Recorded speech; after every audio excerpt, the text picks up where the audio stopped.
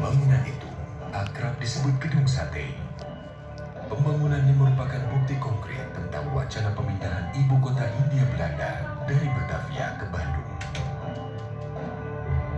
Pemindahan tersebut melahirkan konsep berdirinya Balai Agung yang terdiri dari serangkaian gedung megah instansi pemerintahan Hindia Belanda. Kompleks ini bernama Gouvernementsbedrijven. Gedung Sate adalah gedung pertama yang dibangun dalam kompleks tersebut. Tahun 1924, Gedung Sate rampung dikerjakan. Dari segi arsitektur, Gedung Sate mendapatkan pengakuan sebagai mahakarya karena berhasil memadukan berbagai elemen nilai arsitek kebudayaan Timur dan Barat dengan serasi.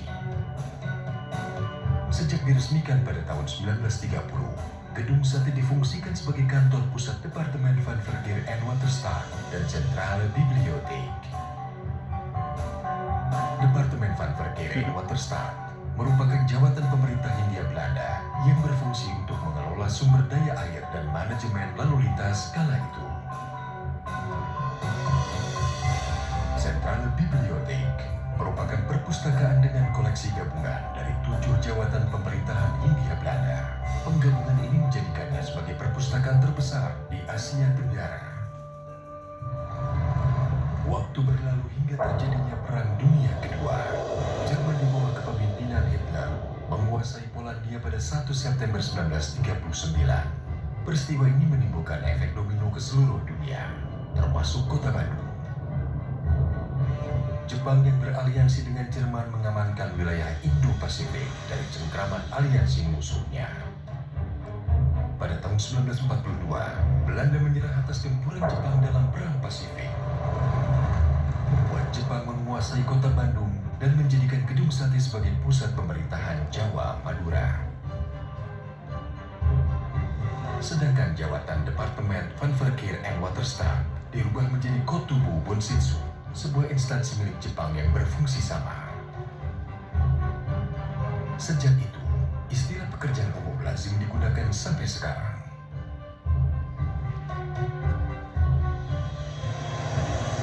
Pada tanggal 6-9 Agustus 1945, Amerika Serikat menjatuhkan bom atom di Hiroshima dan Nagasaki, Jepang.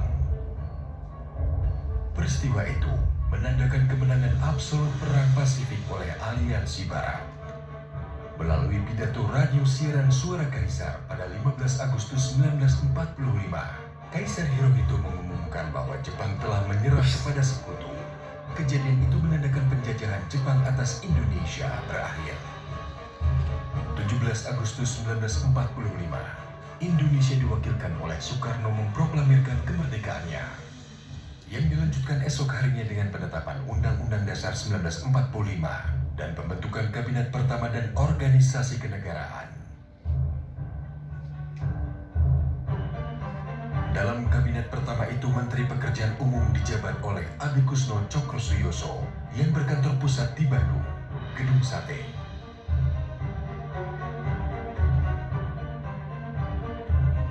Walaupun sudah memproklamasikan kemerdekaannya, Indonesia tidak serta-merta menikmatinya secara utuh. Pada tanggal 4 Oktober 1945, tentara sekutu yang diikuti oleh Nika dan Gurkha memasuki kota Bandung untuk merusak kedaulatan NKRI. Pada tanggal 3 Desember, pasukan sekutu menyerang Gedung Sate. 21 orang pemuda dari Angkatan Muda DPU berjuang habis-habisan mempertahankan Gedung Sate. Sebagian besar terluka berat dan 7 orang dinyatakan hilang.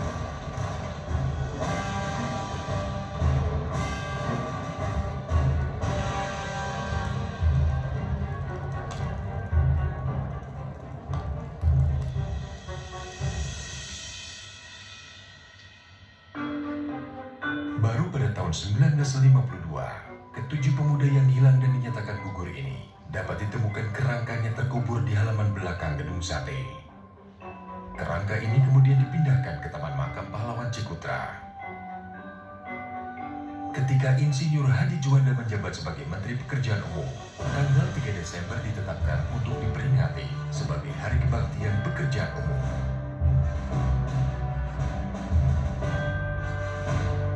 Setelah lama digunakan digunakan sebagai kantor Departemen Pekerjaan Umum, serta segala pencapaiannya yang masih kita nikmati hingga sekarang.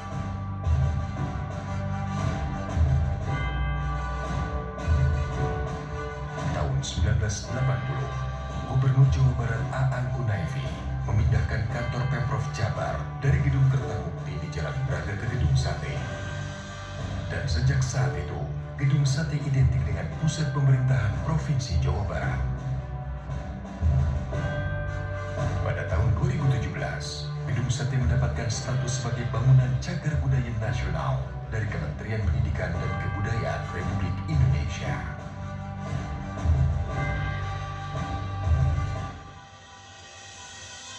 Gedung Sate, mahakarya klasik tak lekang oleh waktu.